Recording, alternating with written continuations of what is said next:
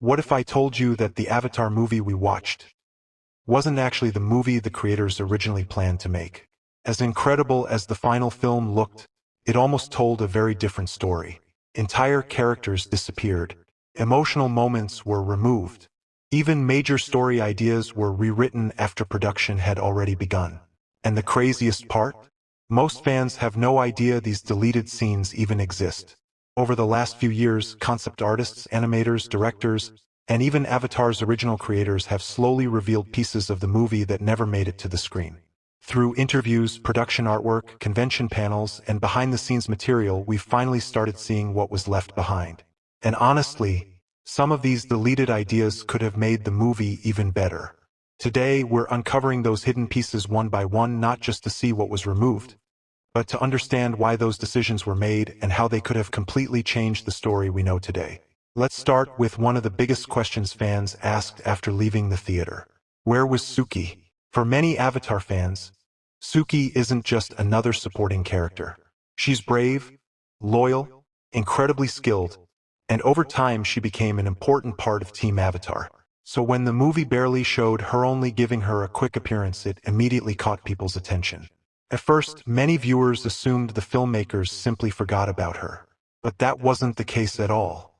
According to interviews with Avatar co-creator Michael Dante DiMartino and the movie's director, Suki was originally included in several early versions of the story.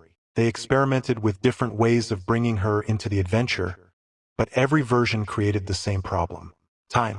The movie only had about 85 minutes to tell a massive story with Aang, Katara, Sokka, Toph, Zuko, and an entirely new villain. Every additional scene meant another important character would lose valuable development.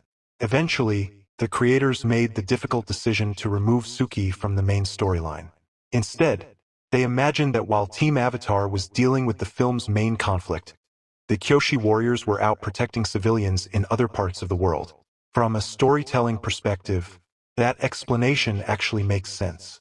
If Suki had been nearby during the final battle and never stepped in to help, fans would have had an even bigger problem with the movie. But here's where I think the film missed a huge opportunity. Suki didn't need 20 minutes of screen time. She didn't need to travel with Team Avatar. She didn't even need her own subplot. Imagine if, during the final battle, we saw her leading the Kyoshi warriors through Republic City, rescuing families, protecting children, or defeating one of the villain's strongest soldiers before disappearing back into the chaos.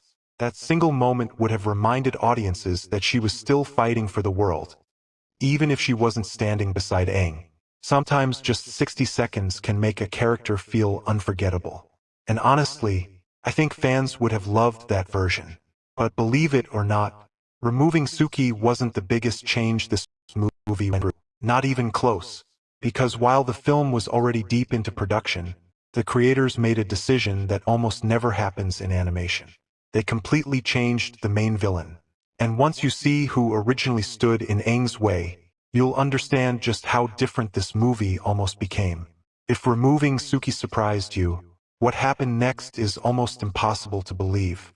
Changing a major character early in development is completely normal. It happens all the time. But changing the main villain after a movie has already entered full production? That's incredibly rare. Yet that's exactly what happened here. Long before audiences met Taga, the film's central antagonist was an entirely different character. His name was Long, and he wasn't an airbender. He was an earthbender. Think about that for a second. That single decision would have changed almost everything about the movie. The relationship between Aang and the villain, the emotional conflict, the final battle, even the message of the story itself. This wasn't just an abandoned sketch hidden inside a notebook. Production artwork, early character designs, and development material reveal that Long remained the planned villain well after the project had moved beyond simple brainstorming. Animation was already underway, which means the studio eventually chose to rewrite one of the most important parts of the movie while production was already in full swing. That's a massive creative gamble. Looking at Long's original concept art, you immediately notice how different he feels. Unlike Taga, who carries a calm but intimidating presence, Long looks much more aggressive from the very beginning. His clothing doesn't even resemble a traditional Earth Kingdom design. Instead, it mixes darker colors with bright reds and oranges, making him look almost disconnected from every nation we've seen before. That alone raises a fascinating question. Was Hulong always meant to be an ordinary earthbender, or was there a much larger story that we never got to see? One interesting theory is that he may have been connected to an older conflict involving the air nomads themselves. If that had been true, Aang's journey would have become far more personal, forcing him to question not only the future of his people but also their past. Of course, we'll probably never know, because before the movie reached theaters, the creators made one final decision. They replaced Hulong with Taga. And honestly, I think they made the right call. Taga feels much more connected to Aang emotionally. Instead of being just another powerful enemy, he mirrors Aang's own struggles in a way Hulong may never have been able to. Sometimes the strongest villains aren't the ones with the greatest power. They're the ones who understand the hero better than anyone else. That emotional connection is what gives the final conflict much more weight. Still, seeing all these unused character designs is fascinating. You can actually watch the filmmakers experimenting with different costumes, symbols, facial features, and personalities before finally settling on the version we know today. Some of the early concepts feel almost unrecognizable. Others look surprisingly close to the finished design. It's like watching the movie slowly evolve before your eyes. But here's the part that honestly shocked me the most. As huge as this villain change was, it still wasn't the biggest emotional scene that got cut from the movie. Because according to the director herself, there was once a beautiful celebration in Republic City that completely changed how audiences would have understood Aang's loneliness. And after hearing what happened in that scene, it's hard not to wonder why it was ever removed. The deleted scene that could have changed Aang's entire journey. Out of every deleted idea we've talked about so far, this is the one that hurts the most. Not because it featured an epic battle. Not because it introduced a new character, but because it would have given Aang something the movie desperately needed, an emotional reason to begin his journey. According to the film's director, one of the most beautiful sequences ever created for the movie never made it into the final cut. The scene opened with a massive cultural parade through Republic City. Every nation was represented. Colorful banners filled the streets. Music echoed through the city. Families celebrated together. The Fire Nation proudly honored its traditions. The Water Tribes marched together. The Earth Kingdom stood united. Even the Kyoshi warriors appeared in the celebration, including Suki herself. For everyone watching, it was a joyful festival. But then, the perspective suddenly shifted. Instead of seeing the celebration through the crowd's eyes, we saw it through Aang's. And in that single moment, everything changed. While every nation proudly celebrated its history, Aang realized something heartbreaking. His people weren't there. There were no air nomad families, no air nomad traditions, no air nomad celebrations. No one left to represent the culture he had lost. The louder the crowd celebrated, the lonelier Aang became.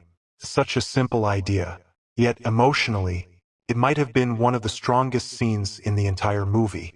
Because instead of telling us Aang misses his culture, it would have allowed us to feel it ourselves. That one moment could have completely transformed his character arc. Rather than simply restoring the air nomads because it's his duty as the Avatar, he would have been driven by something much deeper.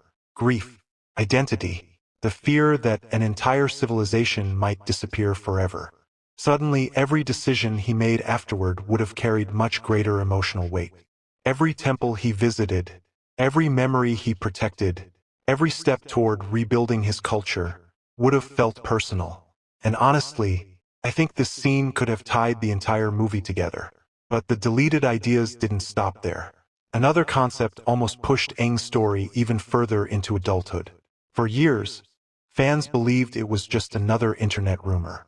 Then production artwork shown at Comic-Con finally confirmed it. At one point during development, Katara was originally going to be pregnant. Yes, the filmmakers seriously explored the idea of Aang and Katara expecting their first child. First, that sounds like an exciting direction. But once the creators explained why they abandoned it, their reasoning actually makes a lot of sense. They realized the story wasn't supposed to be about Aang becoming a father. It was supposed to be about Aang rediscovering who he was. If the pregnancy had stayed, audiences might have started seeing their future child as nothing more than a way to bring back the air nomads. That wasn't the message the creators wanted. They wanted Aang and Katara to build a family because they loved each other, not because the story needed another airbender. It also would have created another problem. Imagine Katara fighting through some of the movie's biggest action scenes while heavily pregnant. Instead of making the story stronger, it might have distracted from everything else happening. Looking back, I think the creators made the right decision. Not every deleted idea should return. Some scenes genuinely improve the story when they're removed. Others leave behind a feeling that something special was lost. And that's exactly why looking at deleted scenes is so fascinating. Sometimes they reveal mistakes. Sometimes they reveal brilliant ideas that never got the chance to shine. And sometimes they show us an entirely different version of a movie that almost existed. So here's my question for you. If you could restore only one deleted scene back into the Avatar movie, which one would you choose? Let me know in the comments. If you enjoyed this deep dive into Avatar's hidden production secrets, don't forget to subscribe, because there are still plenty of unreleased concepts, canceled ideas, and behind-the-scenes stories waiting to be uncovered. Thanks for watching, and I'll see you in the next one.